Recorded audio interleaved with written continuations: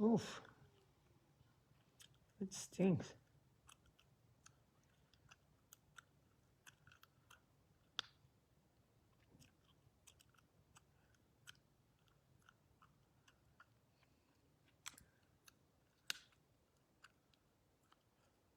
That's not good.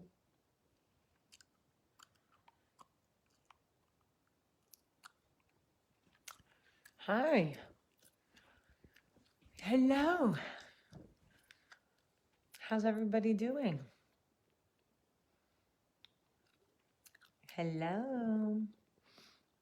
Um, I have missed you guys so much. I feel like I have not talked to you in forever because I had Max's birthday party to get through Friday and Olivia's surprise party last night. And I have been working on Olivia's surprise party for 2 months. So anyway, her surprise party was last night and it's finally all behind me. And now I'm back. And I had this weird craving for purple cabbage, sauteed purple cabbage. Isn't that weird? So I went to the store and bought a head of purple cabbage, sliced it up, and made my recipe for Dijon purple cabbage. So I don't know if you guys eat purple cabbage, but if you do, I would love to give you the recipe because it's delicious. I love it. But I like that vinegary, crowdy, like flavor. But anyway, so Olivia was so happy. It was such a wonderful party. We had a great time. The girls made the best of every situation. I absolutely love her friends, and it was really great. But I want to talk to you guys about really recognizing our why so that we can manage our own expectations. So I'm going to use Olivia's surprise party as an example. Could you be preggo? Absolutely not. I am going to use Olivia's surprise party as an example, but apply it in your own life. So, when I was planning Olivia's surprise party, I really had to analyze my why. Why am I doing this for her? Because if there was any part of it that was about me, I was going to end up profoundly disappointed. Because Olivia is somebody who does not give by way of emotional validation. If you're looking for emotional validation for something that you've done for Olivia, you are going to starve. Okay, she will give you one M&M. That is not her love language at all. Okay? So when I was planning her surprise party, I had to really identify, okay, why are you doing this for her? Is it because you really want her to have a surprise in her life? You think everyone should have a surprise once in their life? Is it because you think she's at that awkward stage between girls and boys and she doesn't really know what she wants to do for her party? You know, whatever the reason is. And once I identified that I was really doing this for Olivia, that I wanted her to have one night that was all about her with her favorite foods and her favorite candy, where I wouldn't police what she ate, I wouldn't police how much sugar, just go to town, have your 9 best friends, and let it all be about you. Once I understood that it really had nothing to do with me, I was able to manage my expectation that I don't need anything from her by way of emotional validation. A thank you, sure. Like, have basic manners, but I did not expect anything over the basic thank you.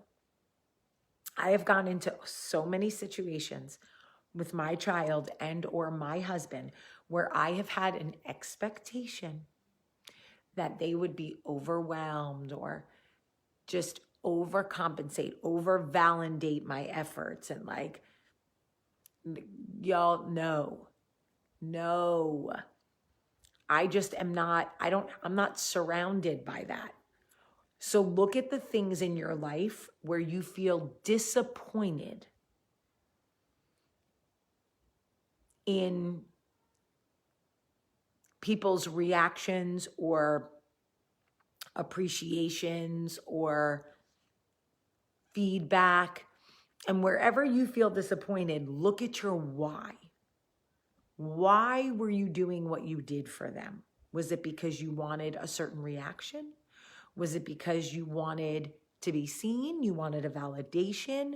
Was it because you are just charitable or kind or had free time or whatever? I think it's really, really important that we understand why we are doing the things for people that we do so that we can manage the expectation based on the way they respond. Because so many of us end up disappointed, let down, get our feelings hurt because we're not getting the reaction or the emotional validation that we expected.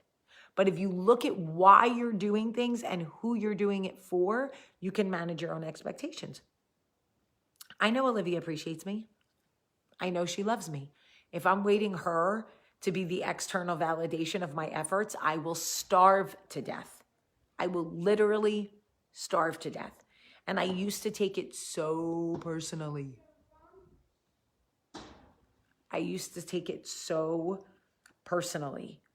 And I can't anymore. It's just not her love language. Just not the way that she responds, reacts at all. And it took me a lot of disappointment and heartache to learn that lesson. Jamie, why are you doing what you're doing for her? If you're doing it for the reaction or the response or the external validation, you're not going to get it. And you are really going to be hurt. Why are you cooking this thing for Michael? If you're cooking this thing for Michael because you want him to make a big deal about it and and ha and about it and follow you into the next room and say, thank you, that was delicious. You will die before you get any of that from Michael. You might get a, thanks for dinner, babe. That's it. Yes, Megan LeBoy, I can be your life coach because I'm almost ready. And now, if I get yeah, but Carrie, that's not it. There's a difference between people who don't appreciate you and people who don't provide validation that you need in your love language. You know people who don't appreciate you. I know Olivia appreciates me. I'm mostly positive. But they're both Aquarius, and Aquarius are just not demonstrative people. They're just not. They're loving, but they're not demonstrative.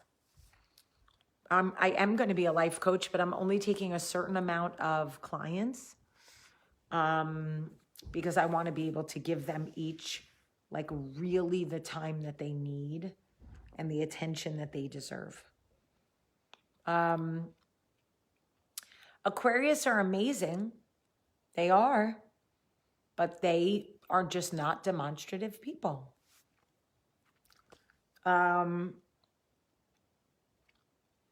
Anyway, so my advice to anybody who feels hurt or disappointed by the way that people respond to the things that you do for them is ask yourself, why are you doing it? Why are you doing it? Once you understand why, then you manage your own expectation. Okay, I'm really doing this for Olivia. This has nothing to do with me. So if she doesn't give me external validation, if she doesn't make a big deal about my efforts, if she doesn't even acknowledge the fact that I've been working on this for 2 months, that's okay, because it's not about me. It's about her. You also have to know people's cues. Like, Olivia has ways of letting me know that she appreciates me that are so subtle that I have to really watch her to pick up on them. And honestly, I just really have saved myself so much heartache that I used to feel from her and her father, because I just felt underappreciated all the time. And I'm actually not underappreciated. I'm very appreciated. It's just they don't have the same appreciation communication that I have. So, anyway, I will post the recipe for the cabbage, just so you know. I like it mustardy, Dijon mustardy. So if you don't like it like that, you might not like it, but just try it. I think it's delicious, and it's so yummy, high in fiber, and it has like almost no calories and no fat. It is one of the healthiest side dishes you can eat. Oh my gosh, people are banging. Anyway, I know I'm chewing gum. I'm sorry. I love you guys so much. I've missed you, but I'm back. I love you. Have a great, great day.